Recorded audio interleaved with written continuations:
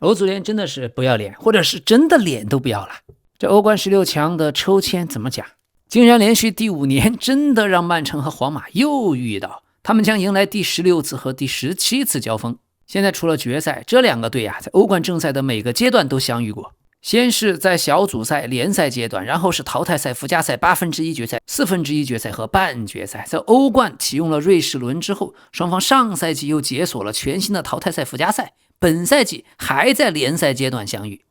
我說歐足聯的主席各位高管，你們真的不膩嗎？還有拜仁、曼城、皇馬，每次歐冠總是他們仨碰到一起，又是熟悉的味道。老 K 这張圖都保存了幾年了，今年又可以再用一次。乾脆以後歐冠就不要搞了，每次直接皇馬、曼城開個相聲專場好不好？聯賽階段兩個隊真的可以不踢了，直接雙回合，誰贏誰進8強。這搞來搞去，歐冠搞得跟聯賽有什麼區別？每年曼城跟皇馬都要打2場。剛看的時候咱們還可以說是皇城巔峰對決，這看了一次又一次，一次又一次又一次。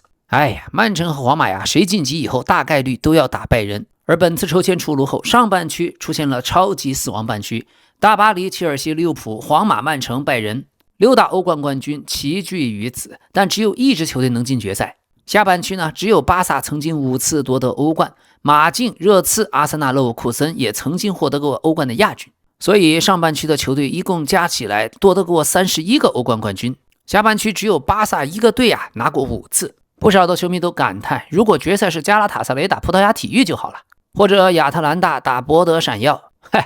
無論如何上演個什麼奇蹟之類的。所以這抽籤搞出來之後還分析什麼？誰也不想再分析了。當看到皇馬對曼城的對決出來後，我看歐足聯的高層都已經無聊的睡着了。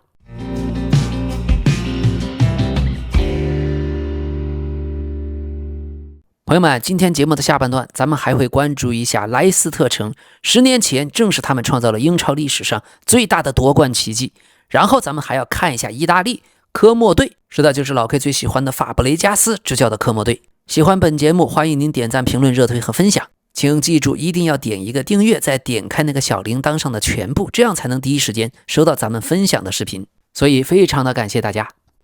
那麼好吧，這也算是創造了另類的歷史。皇馬和曼城，他們將是歐冠歷史上首組連續5個賽季淘汰賽相遇的對陣。如果這你都覺得不算離譜，那咱們再說一句如果不是20到21賽季斷過一次，那麼已經連續7個賽季碰在一起了。以後的歐冠16強抽籤真的不用再走流程那麼麻煩，直接抽剩下的14個隊就好。那麼好吧，另一方面，如果皇馬、巴薩都能披荊斬棘，都能晉級決賽，這也會是歐冠決賽首次有西班牙國家德比。但同時呢，如果英超球隊在歐冠16強都贏，那麼也存在8強有6個英超球隊的可能性。而在抽籤結果出爐以後，新的賠率誕生了，阿森納成為最大的贏家，他們以1賠 3.5 獨占鰲頭。剩下來奪冠可能性最大的是拜仁、巴薩、曼城、大巴黎、利物浦、皇馬、馬競、切爾西、熱刺、紐卡、葡萄牙體育、博德閃耀、勒沃庫森、亞特蘭大和加拉塔薩雷。那麼不管怎麼說，老 K 還是要留下自己的預測。我覺得大巴黎对切爾西看好大巴黎，加拉塔薩雷对利物浦看好利物浦，然後大巴黎再淘汰利物浦進入4強。皇馬跟曼城呢，曼城晉級；亞特蘭大跟拜仁，拜仁晉級，然後拜仁淘汰曼城進入4強。紐卡和巴薩看好巴薩，馬競和熱刺看好熱刺，博德閃耀和葡萄牙體育看好葡萄牙體育，勒沃克森和阿森納看好阿森納。再然後巴薩跟阿森納依次進入4強。半決賽拜仁淘汰大巴黎，阿森納淘汰巴塞羅那。決賽阿森納在戰勝南大王拜仁慕尼黑，捧得今年歐冠。我可以做出這樣獨特的預測和判斷。你要問我有什麼道理，真的說不出來。我只是總感覺今年的阿森納特別像3冠王賽季的曼聯，就真的希望阿爾特塔這麼多年就真的贏一次吧，贏得盆滿缽滿。並且本次阿森納的分區也是最容易的分區。接下來本周末阿森納就將和切爾西展開倫敦德比大戰。槍手聯賽的主場對藍軍已經3連勝，上一次取得更長的連勝還要追溯到1994年。90到94年阿森納對藍軍取得過主場的5連勝，而且自22到23賽季以來，阿森納在倫敦的44場德比戰中只有2场没能進球。還有本賽季切爾西在領先之後總共丟了19分，也是英超第2多，只有西漢姆聯丟分達到20，比他們更多。最近有報道，阿森納的阿爾特塔長期以來非常欣賞紐卡斯爾的邊鋒安東尼·戈登，槍手已經準備支付7500萬英鎊，準備在夏天引進他。而至於這次歐冠淘汰賽抽籤，阿森納會在1/8決賽對陣的洛庫森。兩個隊之間只有過2場交鋒，發生在01到02賽季的歐冠第2階段小組賽。當時阿森納先是客場1-1戰平，隨後在主場4-1大勝。但那一年的歐冠，阿森納最終是位居小組第3，2勝1平3負積7分被淘汰出局。勒沃庫森則是3勝1平2負積10分，頭名出線晉級了8強，還獲得了那個賽季的歐冠亞軍。那一年的第2階段小組賽，尤文圖斯強隊也沒有出現，而是超級拉科魯尼亞和勒沃庫森從這個小組出現了。那年的勒沃庫森藥廠有盧西奧、巴拉克、澤羅伯托。決賽輸給了天外飛仙的齊達內率領的皇馬銀河戰艦。好的，切爾西在歐冠抽籤遇上了大巴黎，這可不是個好籤呀。大巴黎的主教練路易斯·恩里克執教生涯5次在歐冠淘汰賽對陣英超球隊，最後全部晉級。他分別淘汰過曼城1次、阿森納2次，還有利物浦和阿斯頓維拉各1次，並且恩里克在執教生涯中從未在歐冠的1/8決賽階段被淘汰過。不過歷史只能代表過去，我倒是很看好切尔西的少帥羅塞尼爾，但這一次切爾西一定是手弱居善，如果能夠淘汰大巴黎，那也算爆了一個冷門。切爾西方面在去年夏天以7500萬英鎊的價格簽下了曼聯的加納喬還有德拉普，但這2位引援非常失敗。今天的消息，切爾西已經願意投降輸一半，他們願意聽取对加納喬和德拉普的報價，在下一個轉會窗口就可以出售他倆。這種魄力老 K 倒是非常欣賞，很符合美國老板的脾氣。今年呀，如果能夠賣到5000萬英鎊，已經算是燒高香了。尤其德拉普是大合同拿了之後，明顯在躺平啊。只是另一點，這2筆失敗的操作，切爾西的高層總監什麼的不得背鍋辭職走人嘛？買的時候怎麼看呢？老 K 都能知道，這德拉普跟加納喬是完全不靠譜。好，那麼這一輪英超聯賽去打阿森納。切爾西的球員福法納上一輪對陣伯恩利拿到了2張黃牌被紅牌罰下，所以要執行1場停賽。本賽季切爾西已經吃到了6張紅牌，在英超聯賽中以10個人作戰的累計時長達到了330分鐘37秒，位居所有球隊最多。OK， 咱們再看一下曼城。曼城明天將客場對陣利茲聯隊。目前英超聯賽少賽1輪，曼城只差5分，所以這場比賽必須3分拿下。但利茲聯是非常不好打，本賽季他們已經給許多強隊制造了許多麻煩。況且曼城在對陣紐卡的比賽中贏得並不輕鬆，一直讓對手緊追不捨。這一輪聯賽存在打平的可能性，曼城的瓜迪奧拉和哈蘭德肩上的壓力很大。至於歐冠中即將面臨的皇馬，這也意味着哈蘭德將在今年可能和姆巴佩交手3次。與曼城的2回合比賽，再加上世界杯小組賽法國隊和挪威隊同組，還有歐冠聯賽階段就已經有過1次交手。至於主帥瓜迪奧拉，在自己的執教生涯，他和皇馬一共交手過28次，戰績為14勝7平7負，佔絕對的上風。這28次的交鋒記錄在瓜迪奧拉的執教生涯中，只有阿森納的33次，切爾西的31次，還有曼聯的31次更多。那麼這一次抽到了皇馬之後，也意味着曼城接下來是魔鬼賽程。3月下旬開始，他們會連續的遇到皇馬、阿森納、切爾西和阿森納，並且在打皇馬之前還有足總杯1/8決賽，先和紐卡交1次手。所以狹路相逢勇者勝吧。現在的英超到了3月份的賽程真的都是魔鬼，紐卡也一樣，他們接下來會連續遭遇曼聯、曼城和巴塞羅那。切爾西呢，他們在3月份会遇到阿森納、大巴黎、紐卡和大巴黎，所以对争聯賽前5、前4的切爾西來說，賽程是相當的難了。但有什麼辦法呢？要知道，在今天的歐冠淘汰賽抽籤之前 ，AI 估算曼城再遇到皇馬的概率僅為 0.038%。那也沒有用，在歐足聯的導演下，再小的概率那也一定會發生。好，本輪曼聯會遇到水晶宮。今天的最新消息，曼聯租借到巴塞羅那的拉什福德距離被買斷只有1步之遙，巴薩已經準備好了，想激活租借協議中3000萬歐元的買斷權，而且拉什福德已經就到2030年的合同和巴塞羅那談妥了個人的條款，這就挺好。曼聯想一步登天那是不可能的，未來幾年只要保持在前4的行列就可以。現在中锋位置上，謝什科也在慢慢的成長。过去的6輪英超中，謝什科斬獲了5個球，並且還只出場了233分鐘，平均每46.6分鐘就能進一個球，效率極高。他也成為2026年在英超非點球進球最多的球員。謝什科已經連續2場替補建功。主教練卡里克在談到他的問題時說呀，我認為謝什科作為超級替補，這完全是積極的事情，這不是一個消極的決定。謝什科在很多方面都非常出色，這真的不是什麼問題。他過去幾周的表現說明了他的能力，如果他下一場或者之後的比賽首發，那也是順其自然。老實說，我們曼聯踢的不是偽9號，姆波莫很多時候都頂在了最前面，我們用的是相似的球員，不過踢法不同。2個客场拿到4分並不差了，而且從替補席改变比賽的節奏，這是我們曼聯的強项。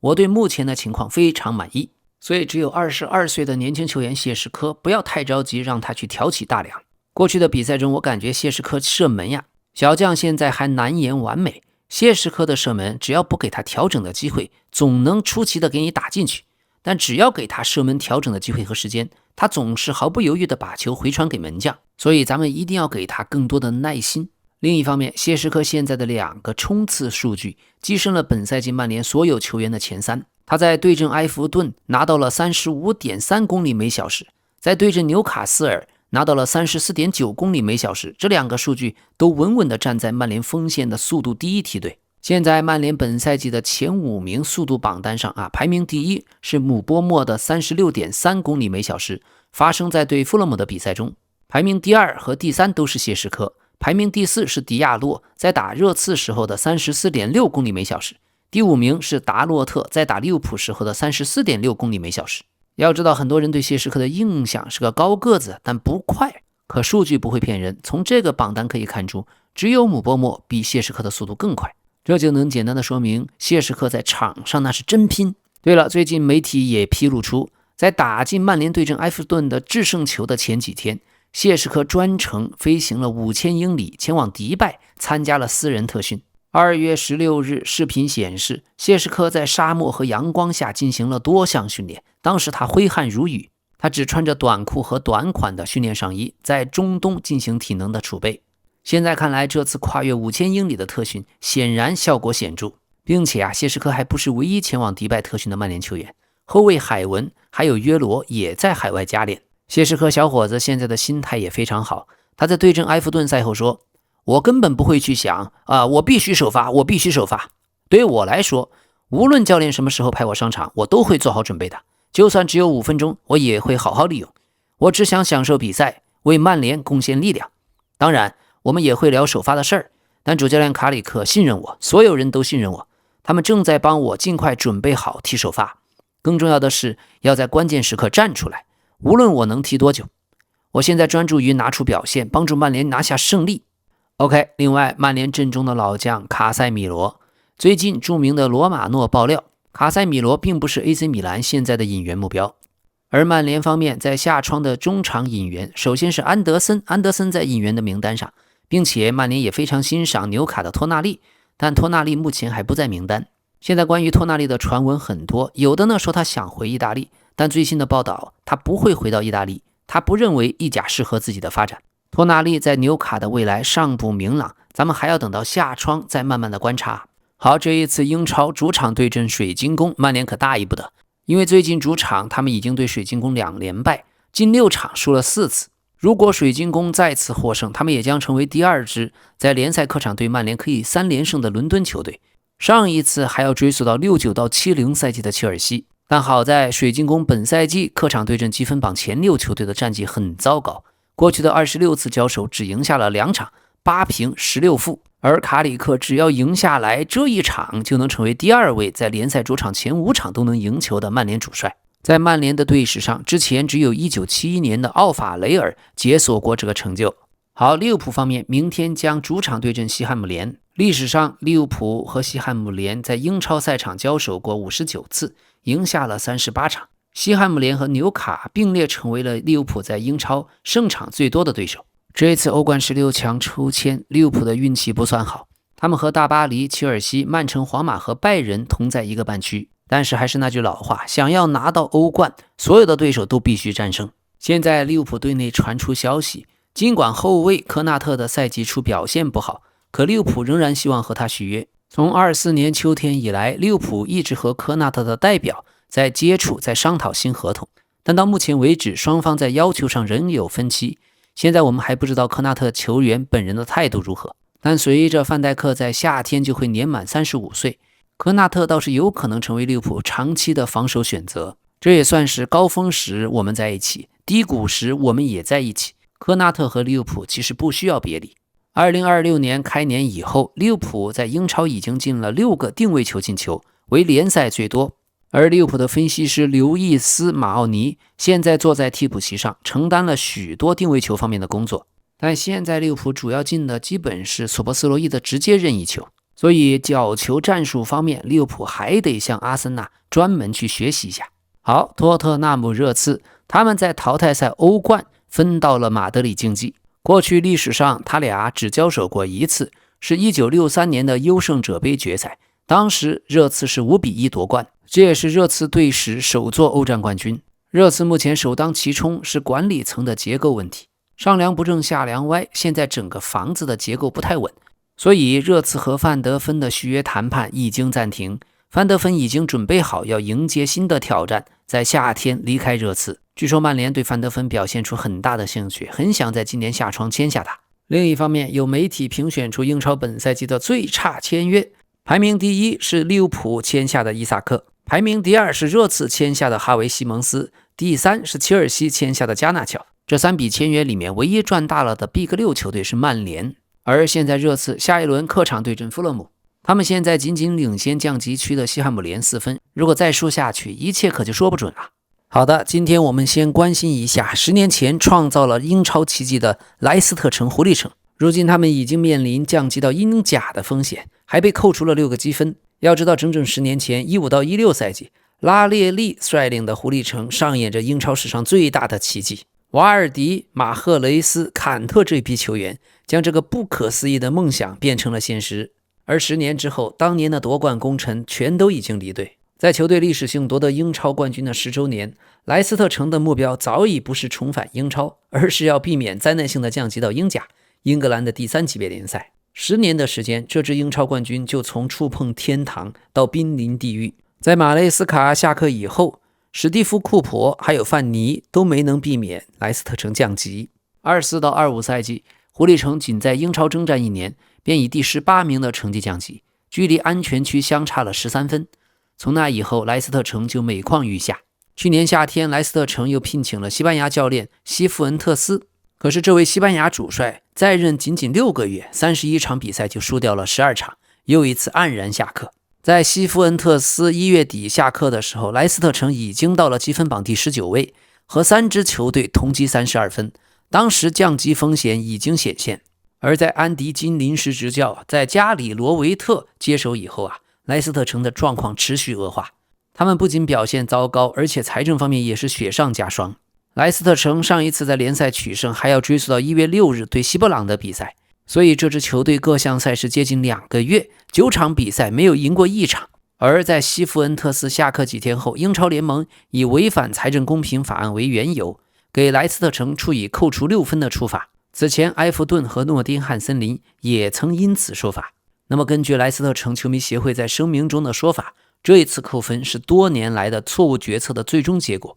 負責處罰的獨立委員會認定，在23到24賽季結束的3年評估期內，萊斯特城超出了英超規定的虧損限額。於是英超聯賽董事會決定，這個處罰立刻在英冠積分榜生效。現在距離10年前萊斯特城的英超奪冠戰，再過2個多月就將滿10年。而過去的傳奇瓦爾迪，當年作為奪冠陣容的最後一人，在去年夏天離開了王權球場。目前球隊還剩下12輪聯賽，他們就必須全力奮戰，避免讓這個10周年紀念日成為最苦澀的回憶。另外聊完英超咱們再關心一下意甲。意甲的法布雷加斯執教的科莫隊在那個舉世矚目的世界級名勝、風景如畫的科莫湖畔，這一次的傳奇故事是怎樣上演的呢？那我們要追溯到2022年，當時法布雷加斯還是球員的身份，他加盟了科莫，而且在23年結束了自己輝煌的球員職業生涯。退役後的法布雷加斯立刻參加了俱樂部的青訓工作，先是執教科莫的 U19 梯隊。經過了一段時間，法布雷加斯深入了解了科莫的內部運營結構，於是，在無需承擔一線隊壓力的前提下，他將自己的足球理念開始付諸實踐。24年夏天，法布雷加斯獲得了歐足聯的職業級教練證書，於是他很快便和俱樂部簽下了一份4年的執教合同。他的身份很特殊，不僅是科莫的主教練，更是球隊的小股東，但不參與日常經營決策。這種主教練兼股東的身份，不僅在足壇，在整個世界體壇都是史無前例。所以這樣的模式很特殊，法布雷加斯將俱樂部的長期商業利益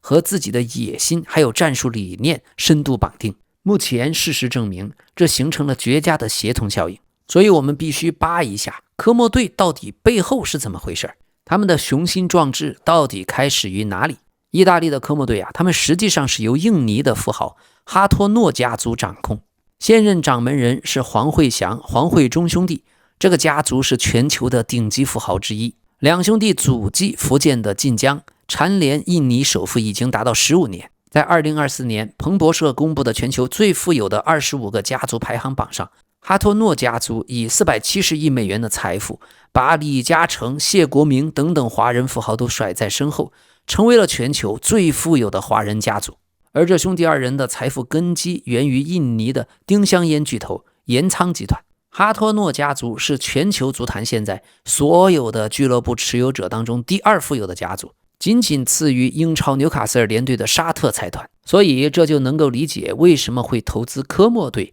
因為全球最頂級的富豪們很喜歡在意大利的科莫湖畔擁有自己的別墅和私人度假屋。也正因於此，科莫俱樂部的核心基建項目就是坐落於科莫湖湖畔的朱塞佩·西尼加利亞歷史球場。俱樂部將這座球場進行了大規模翻修，打造成一座現代化的體育和商業中心。俱樂部老板雖然有很多錢，但沒有盲目去燒，而是通過戰略性投資打造一種可以持續的運營模式。現在的科莫在法布雷加斯的執教下，本賽季已經實現了非常驚人的成績。他們主打進攻型的傳控，整個戰術思路就來源於巴塞羅那的戰術原則，還有溫格過去的阿森納美麗足球哲學。目前23輪戰罷，意甲的科莫隊暫列積分榜第6位。要知道，科莫隊吸引的不僅是普通球迷，而且這支隊伍坐落在歐洲最有風情、最奢華的地區。他們的球場看台上經常能看到一些世界級名人，包括休格蘭特、布拉德·皮特、泰勒·斯威夫特、喬治·克魯尼、法沙等等。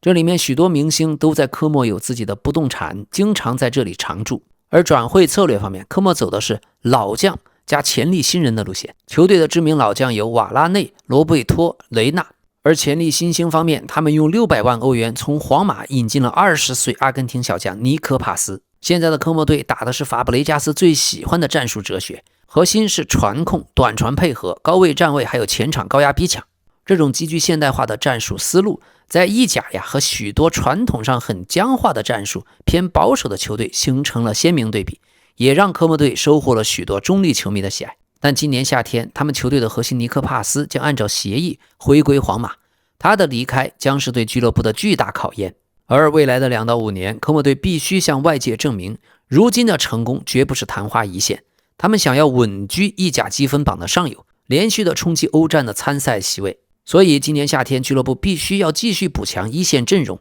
要提升球隊的板凳深度。而最關鍵的是，法布雷加斯是否會持續的待在這裡，他能否繼續打磨進化自己的足球哲學。不過他現在已經取得的巨大成就，再加上自己的小股東身份，所有人都有理由相信科莫的足球黑馬故事才剛剛拉開帷幕。好，今天的比賽，沙特方面，吉达联合1-0戰勝了塞哈特海灣，利雅得新月客場5-3戰勝了利雅得青年。英超狼隊2-0戰勝了阿斯頓維拉，排名第3的維拉也是爆了一個大冷啊！這樣看來，咱們過去說的很可能化為現實，維拉真的有可能掉出前4，甚至能不能保住英超前5都是個巨大的疑問。今天的輸球讓他們遭遇了3場不勝，而上半程僅拿到3分的狼隊，在下半程的前10場比賽竟然已經搶回10分。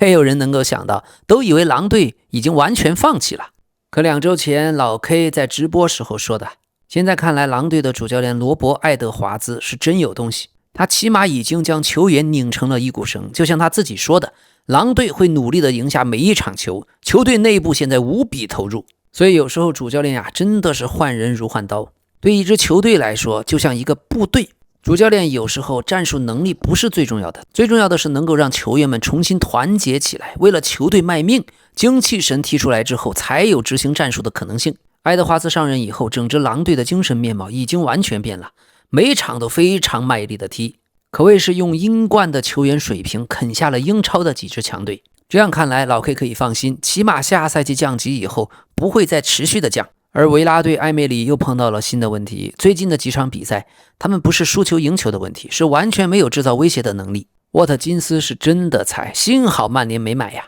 好的朋友們，周六周日的直播預告老 K 已經在帖子裡發了。周六咱們看多特蒙德和拜仁慕尼黑的德甲國家德比，周日呢直播看阿森納对切爾西。老 K 的直播是一堆素質極高的高水平球迷在一起聊天，互相陪伴。所以喜歡本節目的話，歡迎您點讚、評論、熱推和分享，也歡迎您點一個訂閱。咱們明天再見。